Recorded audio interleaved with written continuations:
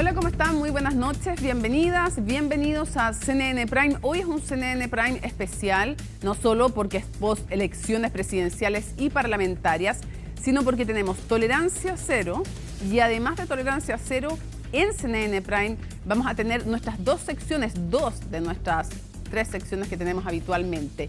Por un lado, Dirección La Moneda, en que vamos a ver qué está pasando en los comandos. Ahora ya nos quedan dos, un candidato y una candidata. Y además vamos a tener un especial de El Día Después con Sebastián Rivas para comenzar a diseccionar los resultados de esta elección enfocados en el fenómeno de Franco Parisi. Y sin más, comencemos con estos titulares.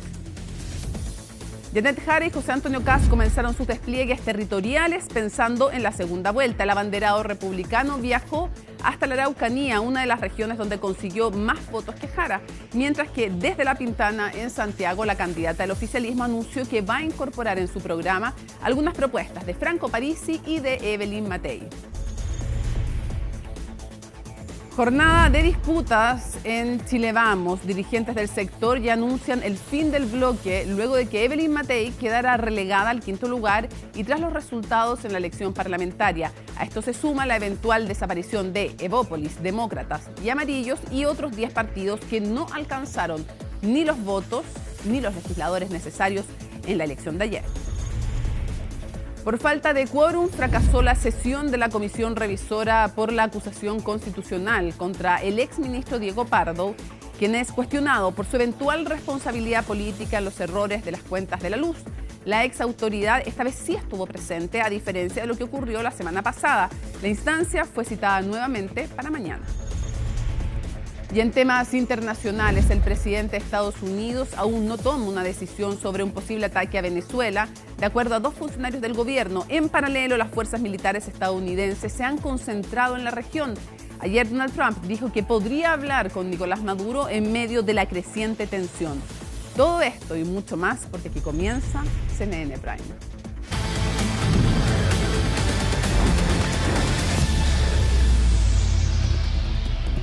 Y nos vamos de inmediato hasta el Congreso Nacional con Stephanie Zamora porque se retoma poselecciones, como sabíamos, la discusión presupuestaria 2026.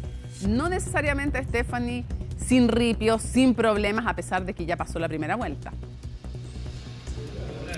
Hola Mónica, ¿cómo estás? Muy buenas noches. Sí, una nueva jornada que se dé inicio a eso de las 3 de la tarde con la sala en el tema de presupuesto. La ley de presupuesto que se había estado en stand-by durante 2 semanas previo a las elecciones parlamentarias y presidenciales. Hoy se retomó la sesión, se esperaba que llegasen obviamente los diputados, pese a lo que pasó durante la jornada de ayer y las candidaturas, algunos de ellos que perdieron los pactos y también el tema de los aviones y la huelga de la TAM que también podría perjudicar a algunos de los parlamentarios. Sin embargo, hubo el quórum necesario para poder participar entonces de la ley de presupuestos, la cual, como decías tú, no estuvo exenta de contrapiés entre los distintos parlamentarios de la sala, ya que algunos obviamente por parte del oficialismo señalaban un tema al respecto del presupuesto y todas las indicaciones que fueron rechazadas. Recordemos durante la comisión mixta del Senado 29 partidas que fueron específicamente las que se rechazaron durante esa oportunidad. Ahora entonces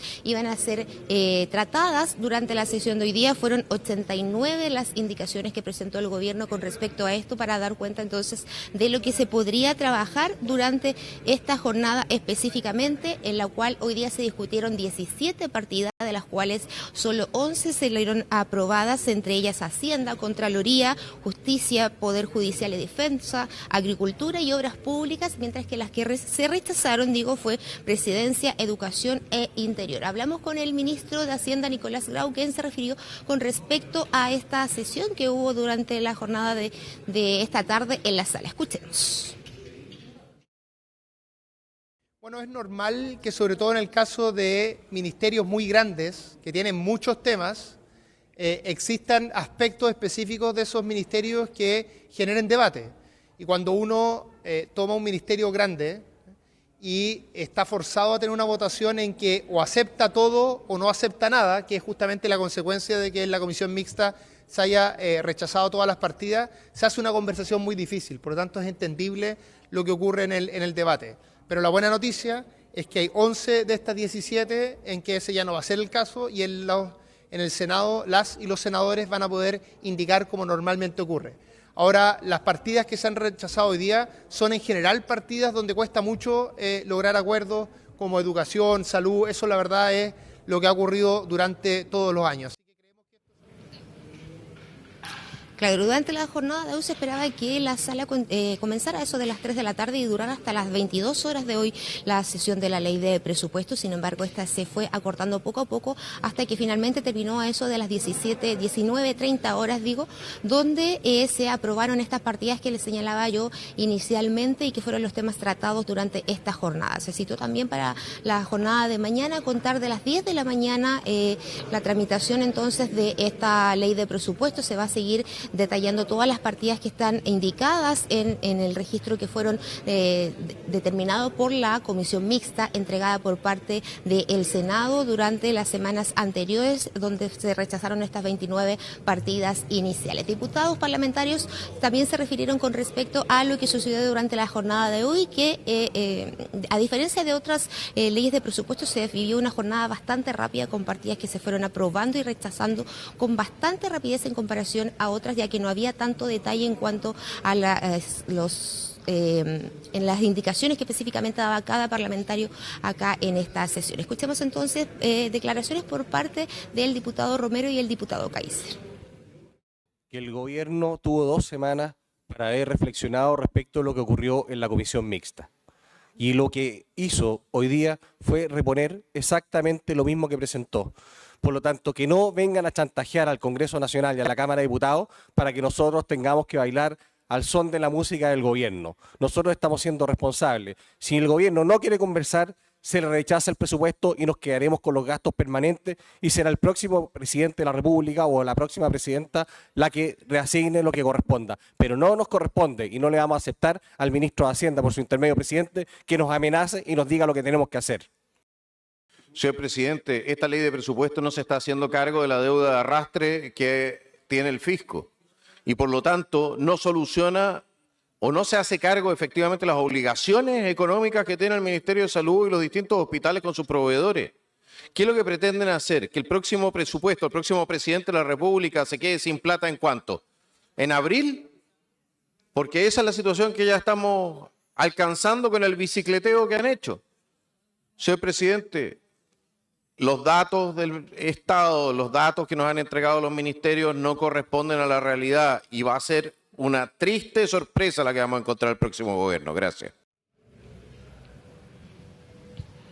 Claro, ahí escuchábamos opiniones contrapuestas en cuanto a lo que señalaban los parlamentarios de la oposición y la posición finalmente que tiene el gobierno frente a esta ley de presupuesto. También con respecto al tema de salud se refería al ministro Grau, quien señalaba que en el caso de las personas que estaban a contrata en todo el área de salud, si este presupuesto se aprobaba según las indicaciones que estaba dando la oposición, iban a tener que ser despedidos la mayoría de estas personas, lo que obviamente dejaría los servicios de salud sin el personal adecuado e indicado para poder recibir la atención correspondiente, pensando que ya hay un déficit de atención en salud en todo el país. Una situación entonces que se va a seguir continuando durante la jornada de mañana. Eso de las 10 de la mañana se espera que comience y que finalice aproximadamente a las 11 de la noche y ya pueda ser incluso despachada durante la jornada, si no ya tendría que ser despachada definitivamente el día miércoles acá en el Congreso Nacional. Mónica.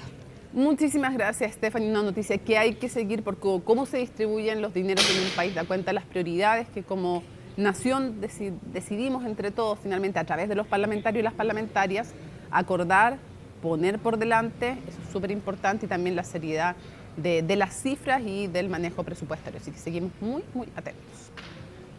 Chao.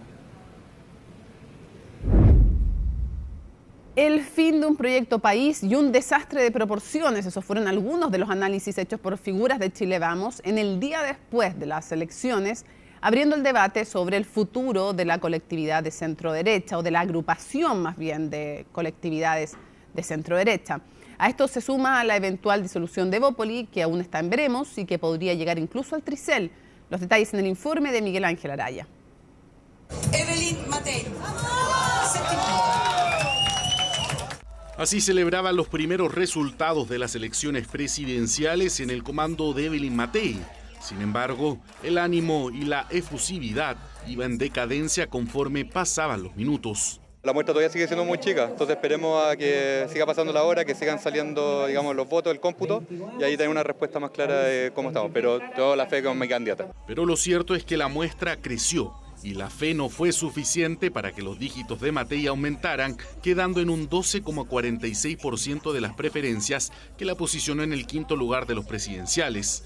Una derrota que se resintió aún más, considerando que en 2021 la carta de Chile Vamos de ese entonces, Sebastián Sichel, tuvo un mejor desempeño electoral, quedando en un cuarto lugar con un 12,79%.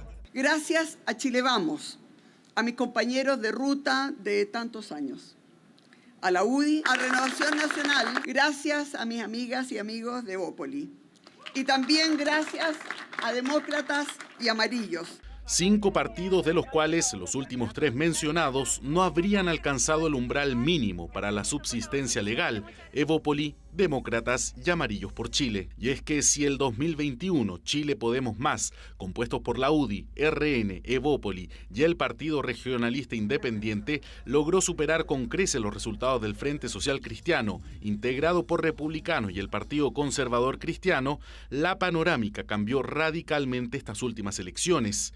Con 42 candidatos electos, la alianza entre republicanos, el Partido Nacional Libertario y el Partido Social Cristiano logró superar en 8 escaños al Pacto Chile Grande y Unido, conformado por Chile Vamos, junto a Demócratas y Amarillos por Chile. Una derrota que algunos interpretaron como el fin de un proyecto político. Hasta aquí llegó Chile Vamos.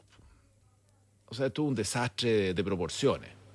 Sí, así nos levantamos hoy día. Sí, mal. Lo que pasa es que, y voy a promover esto, porque cuando tú llegas 2 veces en cuarto y en quinto lugar, quiere decir que tu propuesta presidencial, proyecto de país, no tiene vuelta. Mirada que también compartió el exabanderado y ahora alcalde de Ñuñoa, Sebastián Sichel, en conversación con La Tercera. Pero la opinión no sería generalizada al interior de las filas de Chile Vamos, habiendo voces que dicen que no es momento de realizar análisis apresurados, evitando calificar los resultados como una derrota. Creo que es muy temprano todavía para hablar de un solo partido o de la coalición. La lista de José Antonio Kast más Johannes Kaiser más el Partido Social Cristiano obtuvo 23 puntos en la elección de diputados. Nuestra lista obtuvo 21. Decir, por lo tanto, de que Chile Vamos se acabó, me parece una exageración. A mí no me gusta ponerle ese tipo de títulos a las cosas. Lo que sí es que evidentemente se dan ciertas circunstancias que nos van a hacer mirar como nuevos desafíos lo que venga para adelante. Desde el punto de vista formal, ya no va a existir Evópoli y por lo tanto eso ya marca una cosa distinta. Sin embargo, en Evópoli tienen otra mirada. La colectividad asegura sí cumplir con los requisitos para mantenerse con vida y apuestan a recurrir a instancias superiores para evitar su disolución. Evópoli en este caso tiene a 2 diputados y a 2 senadores. Los 4 han sido elegidos y están en ejercicio hasta el año 2030. Por lo tanto, cumplimos la ley. Ahora, si el CERVEL tuviera una interpretación distinta, nosotros vamos a recurrir al Tribunal Calificador de Elecciones. Lo cierto es que el bloque de centro-derecha sigue realizando el control de daños tras unos comicios que fueron desfavorables tras las altas expectativas que tenían, con una mermada bancada en el Congreso y una candidata presidencial en el quinto lugar. El futuro de Chile Vamos se mantiene, por ahora, incierto. Ya, ojo que la discusión respecto de Evópoli se extiende a otras colectividades y los argumentos que se enfrentan son, en simple, los siguientes. Si es que hay que contar los 4 parlamentarios, sean senadores o diputados, solo que hayan sido electos en esta elección, o si en el caso de que ya hayan en ejercicio, por ejemplo, senadores que quedan todavía, les queda periodo, si es que se pueden contar como para sumarlos a esos 4 parlamentarios o para contarlos como parte de esos 4 parlamentarios que te hacen sobrevivir como partido, a justamente esos parlamentarios aún en ejercicio. Esa es la discusión que se va a dar respecto de varios parlamentarios, de varias colectividades. Hoy seguimos avanzando porque el día después de las elecciones trae muchos dedos apuntando directamente a las encuestas, y es que la gran mayoría cometió un error en cuanto a los pronósticos, sobre todo de Franco Parisi. Los detalles en la nota de Pablo Figueroa. Qué vergüenza la CADEM, qué vergüenza a Valdivieso. Nos manipularon la encuesta. Es el día después de una de las derrotas más vistosas de una elección en donde probablemente en ese banquillo están las principales encuestas, las cuales no lograron anticipar correctamente el comportamiento del nuevo electorado con el voto obligatorio ni la irrupción de la candidatura, como la que fue la de Franco Parisi. Bueno, naturalmente es un fracaso desde el punto de vista sobre todo de la visión de la sociedad y la reputación de la metodología. Como a mí me gusta la ciencia y sé lo que funcionan estas cosas, la verdad es que debo decir que es una lástima que efectivamente tengamos esta problemática, porque es un gran aporte al desarrollo de la comprensión de la sociedad. Los instrumentos no están lo suficientemente afinados para poder medir esta nueva realidad. Hoy día 3 de cada 100 personas te responde encuestas. La gente que te responde encuestas son bichos raros. Preguntemos en nuestra familia quién ha respondido una encuesta. Hay que pensar en avanzar en métodos mixtos que permitan, ¿no es cierto?, mejorar la manera en que estamos entendiendo y comprendiendo la realidad. Es que con los números consolidados, la mayoría de las encuestas estuvieron cerca a nivel macro, pero el 19% del candidato del Partido de la Gente es un error muy marcado que cuesta pasar por alto. En general estuvieron bastante cercanos, con una diferencia de 1 o 2 puntos respecto del resultado, principalmente las encuestas que estuvieron más cercanas al día de la elección. Eso es lo que hay que mirar. Ahora, obviamente que todas las encuestas fallaron con el voto de Parisi, que fue el principal desacierto de todas. Dieron con que Kast y Jara, ¿no es cierto?, iban a estar en ese primer lugar, incluso algunas con bastante precisión. Digamos, por ejemplo, el Panel Ciudadano fue casi exacto en el caso de Jara, por ejemplo. Luego, varias encuestas pusieron a Matei en una posición muy abajo, y eso también es valorable. Pero es cierto que solo una, al final del día, es capaz de evaluar el fenómeno Parisi. Pero ahí viene el punto. Parisi es un fenómeno y es una anomalía en la política. El espiral del silencio es un fenómeno en el mundo de las encuestas que se le atribuye cuando a alguien se le pregunta por quién va a votar y esta persona responde a uno tener claro su voto, pese a que ya lo tiene decidido, pero por vergüenza no suele decirlo. Un fenómeno que para muchos se atribuye al error frente a la candidatura de Franco Parisi y un 19%, pero hay una encuesta que sí le acertó. Nosotros no creemos, bajo nuestra experiencia, en espiral del silencio y voto oculto en los tiempos actuales, porque hoy día la gente no tiene razón de no decir lo que piensa, lo que opina. La gente hoy día es muy adicta a opinar en redes sociales, en los distintos medios. Y lo que sí existe son malas encuestas, malos pronósticos y no voto oculto, digamos. No. Cuando uno dice voto oculto o espiral de silencio, es como que los encuestadores se tratan de desligar de un mal pronóstico y le asignan responsabilidad al electorado. Mejorar las metodologías y fijarse en qué se falló es parte del aprendizaje que tuvieron las encuestas estas elecciones, las cuales ya se preparan para una segunda vuelta que está a la vuelta de la esquina. Las elecciones parlamentarias de este domingo dejaron varias sorpresas y también caras nuevas que van a llegar al Congreso. 14 diputados del Partido de la Gente, por ejemplo, se van a sumar a la Cámara. María Luisa Carrión con todos los detalles. Era la papeleta más complicada. Decenas de candidatos por distrito y si doblar el voto dificultó a más de alguno, contabilizarlos fue una tarea titánica para los vocales. Más de 13 millones de personas participaron de esta elección que dejó una primera gran sorpresa en la Cámara de Diputados. Partido de la Gente, 1.270.364 votos, lo que representa un 11,98%, con 14 candidatos electos de un total de 169. La bancada del Partido de la Gente emerge con todo dentro del hemiciclo. No solo su candidato presidencial tuvo una alta votación, también sus postulantes al Congreso. Su primera mayoría fue una conocida, Pamela Giles. Sin embargo, hay otros nombres que se estrenan en la política. Ya estamos listos aquí haciendo la fila, entrando a nuestro local de votación. El ex animador de televisión salió electo por el Distrito 6 con casi 32.000 votos. Y vamos a ver cómo nos va el día de hoy. Vamos con todo. También por el PDG y con 52.000 votos fue electo Cristian Contreras, más conocido como Dr. File. Están haciendo el centro político que es muy importante para el desarrollo y la evolución política de nuestro país, que no solamente exista derecha e izquierda, sino también un centro político. Los invito. La hermana de Franco Parisi, Sandra Parisi, también aterrizará en el Congreso. A respetarnos. Fue un muy buen relato esta idea del ni facho ni comunacho, hablarle a la gente que está con rabia, la gente que es desideologizada, la gente que no es parte de ningún conglomerado político. Como 14 diputados de bisagra se van a convertir en un pivote. Para muchas votaciones se va a necesitar el acuerdo de estos diputados. Con quien llegue a acuerdos y la forma en que se muevan sus parlamentarios será clave en la nueva Cámara de Diputados. Una que la Federación Regionalista Verde, el Partido Acción Humanista y el Oficialismo de Unidad por Chile tienen 64 votos, mientras que los pactos de derecha suman 76 escaños. Los resultados de todos los candidatos de derecha, hoy día estamos por sobre el 50% y que existió un desplome por parte de la candidatura de Janet Jara, que da cuenta de que el país no quiere más izquierda radical. Francisco Rego también llegará a la Cámara tras salir electo en el Distrito 10, donde además resultó ganadora la exalcaldesa de Santiago, Iracy Hasler. Otro triunfo vinculado al PC tuvo lugar en el Distrito 8. Estoy como todavía asimilando. Allí Gustavo Gatica dio la sorpresa al convertirse en la primera mayoría del distrito. Gustavo, Gatica, diputado. El actor y exconvencional Ignacio Achurra también logró un cupo en el distrito 14. Jaime Baza, en tanto, en el 7. Mi único cargo de representación popular hasta ahora había sido el de convencional constituyente, pero la tarea legislativa dentro del poder constituido es diferente. El Senado también tendrá nuevas caras.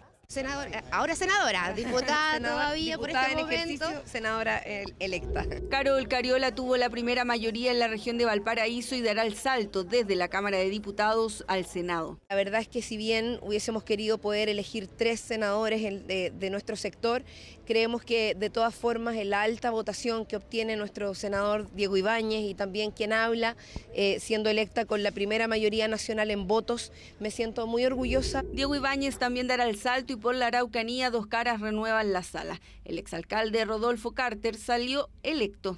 Hoy día vamos a tener que esperarnos en sumar a otras personas, convencer, persuadir.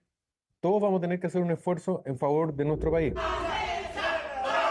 La hermana del ex candidato presidencial, Vanessa Kaiser, también resultó vencedora. A través de un congreso que por primera vez presenta números muy favorables para la derecha desde el retorno de la democracia. Así en el Senado también hay movimiento, porque si bien en el papel la oposición tiene más parlamentarios, los 2 independientes podrían generar un empate junto al actual oficialismo, lo que implica que cada sector tendría que buscar acuerdos para poder avanzar con los trámites legislativos.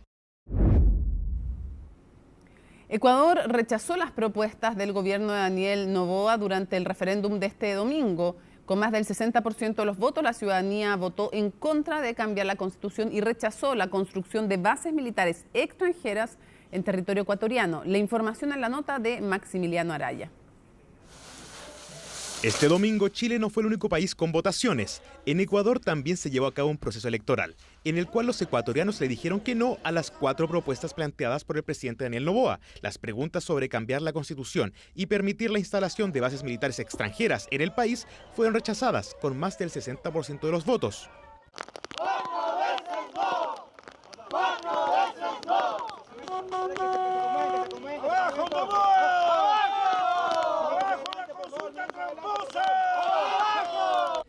Las otras 2 preguntas, que eran la eliminación de la financiación estatal a los partidos políticos y la reducción del número de legisladores en la Asamblea Nacional, también fueron rechazadas. Todo esto en medio de una tensión social debido a factores como el creciente aumento de la inseguridad. Estos son los resultados. Consultamos a los ecuatorianos y ellos han hablado. Cumplimos con lo prometido, preguntarles directamente. Nosotros respetamos la voluntad del pueblo ecuatoriano. Nuestro compromiso no cambia, se fortalece. Seguiremos luchando sin descanso por el país que ustedes merecen, con las herramientas que tenemos. El problema de seguridad en Ecuador ha sido prioritario, ya que en pocos años pasó de ser uno de los países más pacíficos de la región a uno de los más peligrosos. Lamentablemente se ve que ahora con lo peligro que existe con el narcotráfico, las delincuencias, entonces realmente creo que la policía de aquí o las fuerzas de aquí no se abastecen. Entonces de ley necesitamos el ejército o bases que nos ayuden. Desde que llegó al poder en noviembre de 2023, Noboa ha implementado políticas de seguridad para combatir a las bandas criminales que azotan el país. Este año el mandatario fue reelegido con más del 55% de los votos, por lo que su derrota en este referéndum fue sorpresiva. ¿Se siente seguro de obtener un resultado positivo en el referéndum del 16? Sí, estoy convencido de que la gente va a apoyar y la gente quiere un cambio real. Quiere un cambio real. El mandatario ecuatoriano presentó a diario a delincuentes capturados, buscó blindarse con gestos de autoridad y hasta recibió la visita de la secretaria de Seguridad estadounidense, Kristi Noem, con lo que pretendía mostrar respaldo internacional, pero nada de eso le alcanzó para lograr su objetivo de instalar bases militares extranjeras. Que la base resuelva o no la violencia, creo que está bastante lejos de la realidad. Los países que tienen bases militares, no solo norteamericanas, sino de cualquier país, lo tienen por razones geopolíticas, más no para resolver asuntos puntuales de su política doméstica. La cooperación internacional, que es fundamental en estos temas, significa coordinar políticas para lograr beneficios recíprocos. Pero ninguna potencia pone una base si no va a sacar un beneficio. Por su parte, el movimiento correísta Revolución Ciudadana, la principal fuerza de la oposición, lideró junto a las organizaciones indígenas la campaña en contra y durante la madrugada de este lunes celebraron su victoria. Y hoy el Ecuador se unió y le dijo no, tú aquí no eres el que manda, aquí hay un pueblo soberano que se levanta con dignidad y que le dice hasta aquí. Noboa ha intentado permitir a otros países instalar bases militares en su territorio para combatir el crimen organizado, pero el pueblo ecuatoriano no se lo permitió al no confiar en las propuestas del mandatario.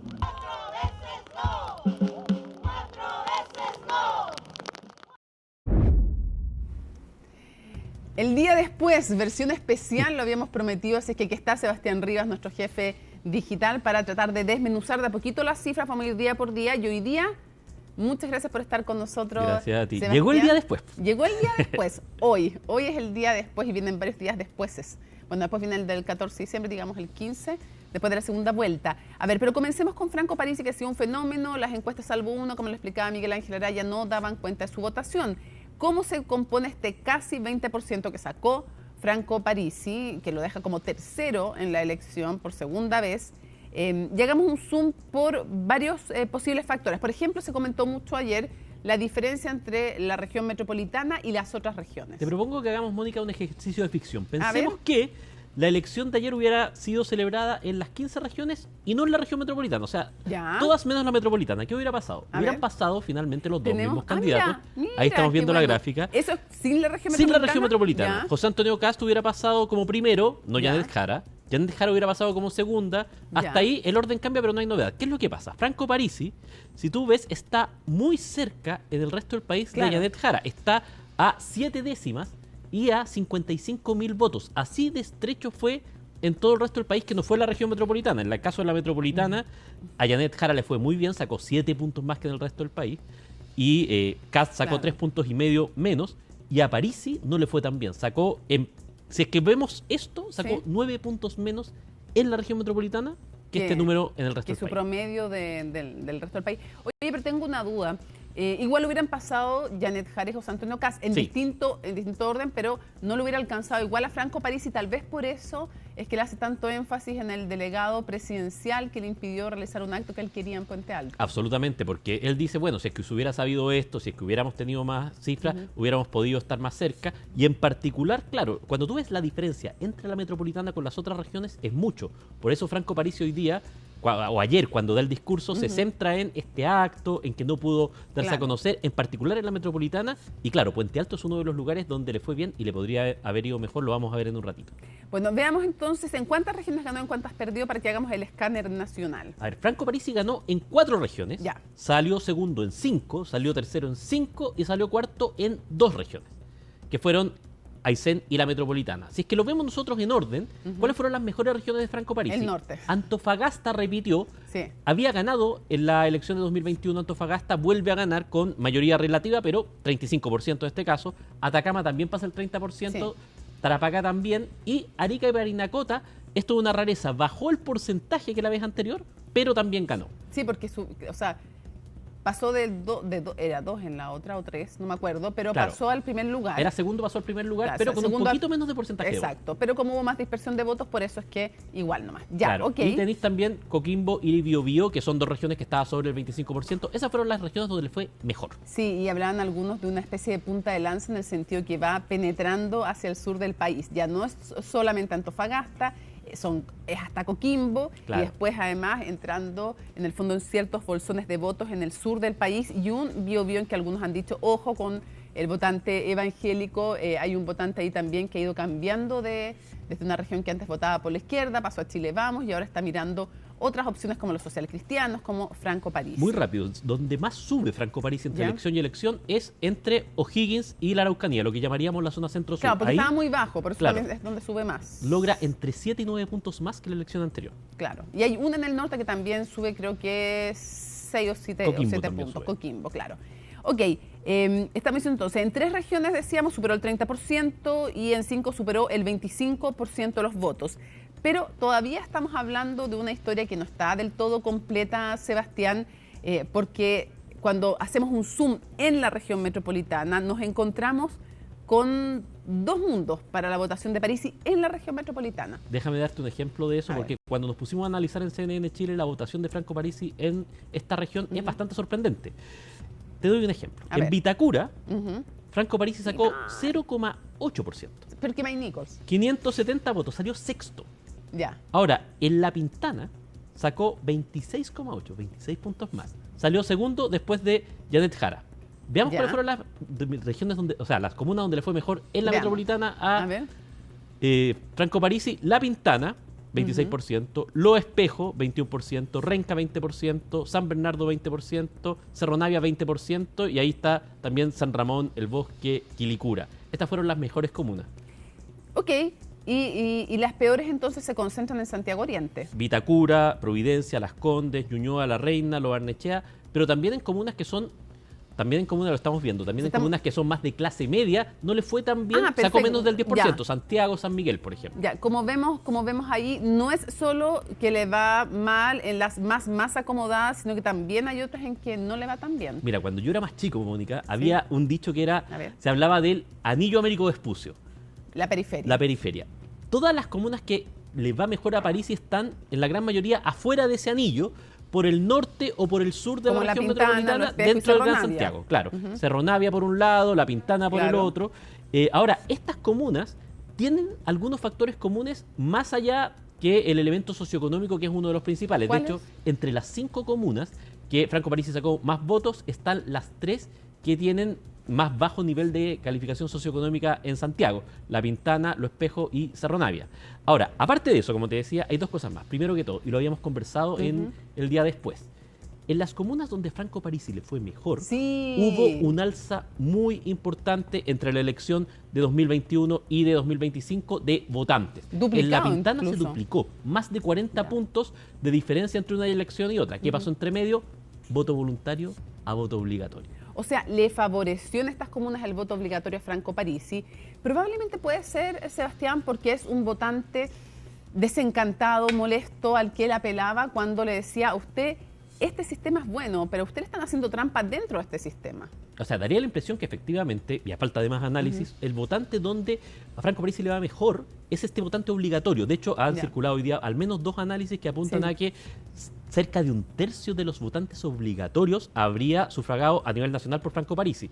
Y esto se correlaciona bastante bien con las comunas que Cerca estamos de un hablando. tercio. Cerca de un tercio. Claro, y ahí cruza bien, porque en el fondo se encuadra dentro de estas algunas comunas en la periferia, ¿cierto? Que también se deben sentir posiblemente excluidas, gente que va no sé cuántas horas en transporte público para llegar a su trabajo, no sé cuántas horas de vuelta para llegar, que sufren en el fondo Claro. porque ve un sistema que para los que sí lo logran está muy bien, pero para ellos quieren dentro del sistema en el fondo ganarle a estas injusticias, a estos abusos a los que apela tanto Franco Parisi, y en estas comunas, claro, en el fondo están obligados a ir a participación. Claro, y hay un público donde, por ejemplo, mensajes como el que decía él, de un retiro responsable, decía, No de fondos, inflacionario. no inflacionario, puede ser un mensaje que haga sentido. Ese, decíamos, era uno de los elementos comunes. Otro de los elementos comunes, Ya. y que es bien particular, es que si tú te vas a mirar, nosotros siempre hablamos de los votos totales excluyendo nulos y blancos. Sí. Saquemos esa ecuación y vamos a mirar los nulos y blancos. Cuando tú ves los nulos y blancos en la elección presidencial no pasa mucho. Ninguna de las comunas que estamos mirando en Santiago supera el 5%, que es una tasa relativamente razonable. El problema pasa cuando te vas a la elección de diputados. Claro. En la elección de diputados, tú tienes comunas como La Pintana también, para tomarla como ejemplo, pero pasa lo mismo en Lo Espejo, pasa algo parecido en Cerro Navia, donde tienes 29% de votos entre nulos y blancos. Es decir, es gente que llegó a votar, marcó en la papeleta por un candidato presidencial y luego hay 24 puntos de esa gente por eso, que... gente molesta. Claro, es gente molesta. Molesta, decepcionada, o gente bien que fue, leída claro, por Parisi. o gente que fue a votar porque la multa era muy alta, pero en el fondo esa gente sí marcó una preferencia presidencial, no marcó una preferencia en diputados. No, pues y esto te habla, Claro. creo yo que te habla tal vez de gente que está dispuesta a creerle a Parisi, a él en lo particular, pero no al sistema político con el cual identifica al Parlamento, por ejemplo. Absolutamente, y hay un dato en eso que lo marca muy bien a nivel nacional en este caso. ¿Te acuerdas que nosotros habíamos hablado de los 6 diputados del Partido de la Gente pues. que sacó en la elección anterior y que habían renunciado? Es que te iba a preguntar qué había pasado, porque ¿dónde llevaba? Es bueno explicarle a la gente dónde llevaba sus candidatos ahora y si iban, ¿te acuerdas que dijimos que íbamos a ver cómo le competían a estos 6 que iban a la reelección? Claro. ¿Qué fue lo que pasó? Les De puso los 6, competencia, los 6 que se salieron, repostularon por otros partidos. Ya. Solamente quedó uno, Roberto Arroyo, en el distrito 20 de Concepción, y que salió arrastrado por Francesca Muñoz, que es una fuerza electoral en la zona del Partido Social Cristiano. Todos los otros se perdieron. Ahora, ¿qué pasó en los distritos? Todos los distritos, Mónica, tienen hoy día un nuevo representante del Partido de la Gente. O sea, Franco Parisi a los 6 que se fueron les puso competencia como él había anunciado. Y recuperó los 6 cupos. Y recuperó los 6 cupos. Y aparte de Salvo eso, uno, claro, no, recuperó los 6. A los 6. Ah, porque de los los que salió se, de más. claro, de los que se iban a reelegir solamente uno, por otro partido ya, pero en el fondo, claro, Franco Parisi logró sacar diputados en 13 distritos, solo en uno dobló, sacó 2, que fue en el caso de Pamela Giles y Sandra Parisi en el distrito 12 de la Florida. Pero es bien interesante hacer ese zoom, sin duda. Franco Parisi y el Partido de la Gente son uno de los protagonistas de este día después. Oye, y un pequeño cierre para una cosa muy breve. Hablamos del norte del país, pero nos faltó tal vez para cerrar abordar qué hipótesis podemos dar respecto de por qué le fue tan bien en ese norte. Me parecería que una de las razones es el discurso muy fuerte en contra de la inmigración irregular. Es muy probable porque son zonas donde, lo habíamos visto también, en varias de esas regiones hay más de un 10% de migrantes, pero también Franco Parisi tiene un arrastre en esa zona típica. ¿Te acuerdas que tuvo incluso un incidente hablando a los mineros? Sí, pues el tema en Chulen a la Vieja. Claro, entonces pero apela a ese público. Que muchos se rieron cuando él hablaba de la importancia, cuando le decían, ¿qué medidas va a tomar? Le dijeron a este foro de minería y él dijo, como para el país, él dijo, yo me voy a encargar de que puedan participar en las elecciones los mineros, porque no es posible que no los dejen participar y que con los turnos sea difícil para las elecciones. Y uno decía, pero ¿cómo? ¿Por qué ¿a quién le está hablando? O sea, ¿por qué esa medida tan puntual? Le achuntó medio, y cuando hablaba de minería, nuestros mineros y todo eso. Bueno, eso puede ser, y es un factor también para lo que van a ser las candidaturas de Janet Jara y José Antonio Kast, de tratar de atraer, qué es lo que va a pasar, qué es lo que viene después.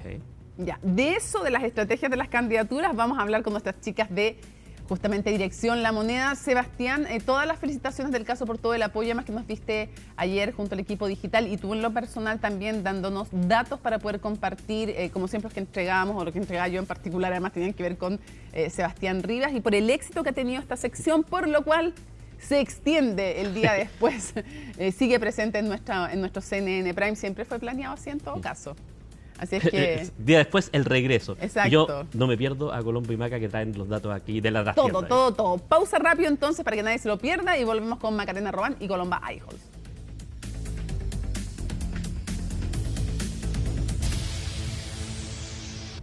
Me encanta este lunes porque tuvimos justamente el día después y ahora, como habíamos prometido, Dirección La Moneda. Oye, van a descansar Colomba Eijols, entre comillas, Colomba Eijols y Macarena Román. Lo digo porque ahora ya no tienen que cubrir tantos candidatos, se quedan cada una con una campaña. Agradecida. Sí, ya. Ok, empecemos entonces rápidamente. José Antonio Kast, Colomba, ese va a ser tu hombre ahora para seguir, para investigar, para entregarnos todos los antecedentes que hay detrás de la... en bambalinas, como me dijo mi madre, no detrás de bambalinas, eso ya lo aprendimos, sí. Bueno, ¿cómo se vivió en el comando? Porque estos últimos, no son los últimos reporteos, pero los más directos respecto de Evelyn Matei. ¿Cómo se vivió en el comando? Veíamos unas caras, ¿te acuerdas cuando íbamos con el 5,6? Nosotros dijimos, ya está echada esta cosa, esta elección, y las caras cambiaron.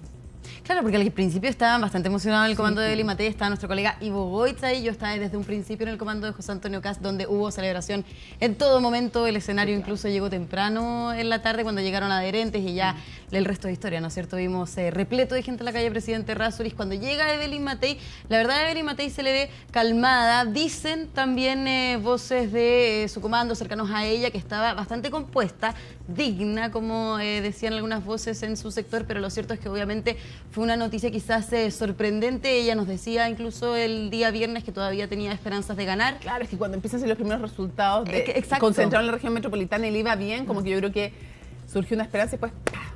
Se fue todo, ¿no es cierto?, al Partido Republicano, y es por eso que Evelyn Matei fue de todas maneras, igual hay que recalcar eso, ¿no es cierto? La primera en llegar. Que ella, pese a que no lo había dicho en ningún momento, le hicimos la pregunta por meses, yo diría, si iba a apoyar a José Antonio Kast en segunda vuelta. Ella no dio respuesta de eso, pero finalmente ella va al comando de José Antonio, le entrega este apoyo. Ahora, lo cierto es que también voces cercanas a la exalcaldesa dicen que si bien apoya a José Antonio Kast, va a tener un repliegue, no necesariamente un despliegue como si lo podría tener su equipo. Exactamente, un repliegue a lo Carolina Toa. Por dos cosas. Uno, primero porque la campaña anterior ella no era candidata, o sea, no estaba involucrada, al contrario, estaba muy molesta con Chile Vamos porque no la habían dejado competir.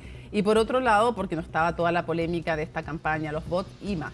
Había caras tristes en todo caso en Chile Vamos, y no solamente por la candidatura de Evelyn Matei, sino también por los resultados que obtuvieron en el Congreso, que estaba justamente revisando en el bloque anterior. Se habló de la idea, Miguel Ángel lo llevaba en su nota, de incluso hacer un solo partido Chile Vamos, esto por los resultados que tuvo Evópoli, que queda por ver qué va a pasar, ¿no es cierto?, con esta apelación en el Tricel, pero justamente también por los resultados que tuvo tanto Renovación Nacional como la UDI, figuras emblemáticas, por ejemplo, la senadora Luce Bensperger finalmente se queda sin ese cupo, así que también estaba ese análisis de poder hacer solamente un partido, lo que decía Cristian Monkever, que no cayó muy bien, lo cierto, en Chile Vamos. Hoy día estuve... Cayó pésimo. Exacto, hoy día estuve también reporteando bastante con Chile Vamos, habían hartas reuniones internas, de hecho Renovación Nacional ahora en este momento, en la mañana la UDI, y cayó bastante mal a las personas que están hoy día presentes en la política, en los partidos. Por ejemplo, también de todas maneras la senadora Paulina Núñez encontraba que era una buena idea. Sebastián Sichel, no, es su esposo. Claro. No tendría por qué ser así, porque ser su esposo eso es una broma. Exacto, una broma. pero de todas maneras... Normalmente dentro de la interna de RN ellos sí han llevado una misma línea, por lo tanto, si uno dice una cosa, si ella dice algo, uno entiende que él también está de acuerdo porque han estado en las mismas tesis políticas. Pero la UDI y particularmente también en Renovación Nacional, Diego Chalper también decía en el Congreso, el diputado de Renovación Nacional, que quizás era un análisis que había que hacer más adelante, sí, que todavía está un poco fresca la herida, está un poco sí, fresca la herida. Sí. Y de hecho, en otras ocasiones, quiero destacar, Paulina Núñez ha liderado varias iniciativas políticas a las cuales él se ha plegado, así es que el liderazgo ya no está en lo absoluto en cuestión. Ok, entonces eso queda en veremos, pero se da lo que habíamos conversado antes, Maca Colomba, y es que había una sensación de que si vamos a perder el paso a la segunda vuelta, ojalá que fuera con Kaiser y no con Kast. ¿En qué sentido decían algunos? En el sentido de que no se desintegre este proyecto político, este intento de alianza. Y después te pregunto por amarillos y demócratas. Amarillos y demócratas también, porque eran parte, ¿no es cierto?, de esta alianza. Pues digo, demócratas en el pacto parlamentario de Chile Vamos, pero también apoyando a Evelyn Matei. Lo cierto es que también dicen, y habían de todas maneras dicho, que iban a mantenerse en reflexión, que iba a ser una decisión que se iba a tomar en los consejos generales de amarillos y demócratas, que también, vale decir, Mónica, sí, van Por eso que no sé si van... O sea, claro, yo creo que el peso de lo que ellos pudieran advertir es chiquitito, pero para la fuerza senatorial Matías Walker no es chiquitito. Claro, no están 25 contándolo a él, sin él ya no tiene mayoría. Exactamente, no deja de ser importante, pero de todas maneras no tuvieron representación en esta elección, así que también eso es importante de mencionarlo, porque obviamente van a estar más enfocados en la candidatura de José Antonio Kast, en por ejemplo poder conquistar el voto de Franco Parisi, también, ¿no es cierto?, el voto independiente de alguna manera, pero amarillos y demócratas todavía, entonces, en reflexión. En reflexión, ok, vámonos a Janet Jara, a su comando, Macarena. Es cuesta arriba, la fotografía es mala, cuesta arriba, cuesta arriba, cuesta arriba. tienen que irse a regiones, ¿no? A tratar de buscar, aparte de tratar de hablarle a otros candidatos, a los votantes de otros candidatos, también irse a regiones, son tan bajos. Sí, Mónica, de hecho ellos no han negado desde el comando que ha sido un resultado que no era el esperado, se esperaba al menos el 28% de el apoyo en esta primera vuelta, ella logra el 26,8%. Ojo, yo no pensaba que Darío Quiroga estaba tirando la cifra del 28. Por debajo, pero, exacto, sí, como bluff, porque esperaba más de 30 o de 30 para arriba. Claro, finalmente fue peor de lo esperado, sin duda, y muy cerca estuvo José Antonio Kast con el 23,9%. Eso es un dato a considerar, por supuesto, porque si ella se diferenciaba de quien venía después, tenía espacio, ¿cierto? Pero ahora se ve aún más cuesta arriba. Sin embargo, Janet Jara ha intentado llevar el liderazgo de su comando, de quienes la respaldan. Mantener el ánimo arriba. Mantener, porque ella dice, yo he sido una luchadora, es el discurso que ha mantenido y que mantendrá, y que por ende ella va a seguir luchando por llegar a la moneda. La estrategia en concreto,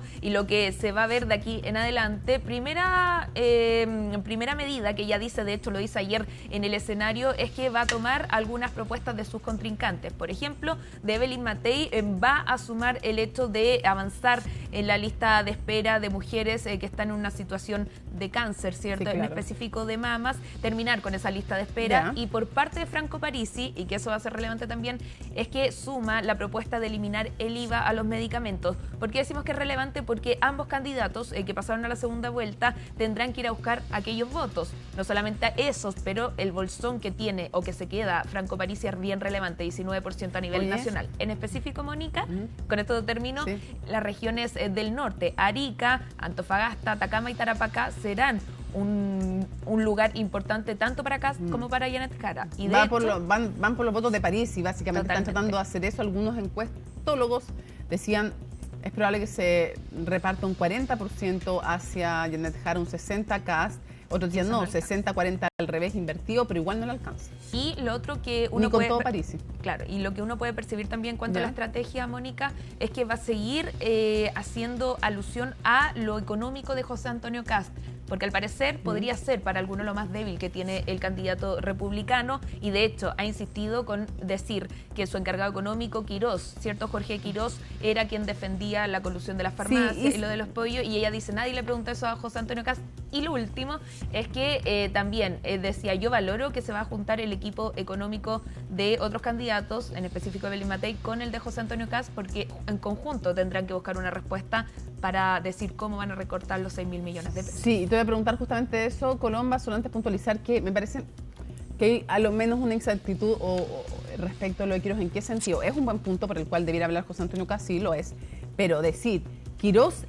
porque lo que dijo en el matinal en televisión fue, dijo, no articuló, dijo que es el responsable de, y la verdad es que lo que no tenemos prueba de aquello, de lo que tenemos prueba es que él hizo informes para clientes que usaron esa información para coludirse.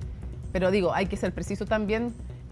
Colomba, ¿qué pasa con las reuniones? ¿Qué datos tenemos de las movidas de piezas y de las Mañana reuniones? justamente, de hecho, le vamos a preguntar a Jorge Quirós por esa declaración de Janet Jara, porque mañana se reúne el equipo económico de José Antonio Kast con el equipo económico de Evelyn Matei. Ya hay comunicación, no todo el equipo económico. Ignacio Briones no va a estar mañana en la reunión. Vamos a ver si llega Gonzalo Sangüesa, que dicen también voces de los dos comandos. Tiene más cercanía, por lo menos Gonzalo Sangüesa, con el Partido Republicano, pero conocemos que Ignacio Briones no necesariamente, así que no va a estar mañana. No, pues me votó por Kast la vez pasada. Exactamente. Así que efectivamente, bueno, es algo que se esperaba su ausencia mañana en esta reunión que no solamente económica, ya están teniendo varias reuniones, por ejemplo, ¿quién con quién? Este llamado de Carmen Sosa, jefa programática de José Antonio Kast, a quien fuera el jefe programático de Evelyn Matei, a Juan Luis Ossa. Entonces ya está también todo desplegado, ¿no es cierto? Más temprano también hablaba con varias voces del comando de José Antonio Kast, que también hay coordinaciones entre incluso los parlamentarios para poder hacer un despliegue que tiene un cambio de eslogan. Ahora, en vez de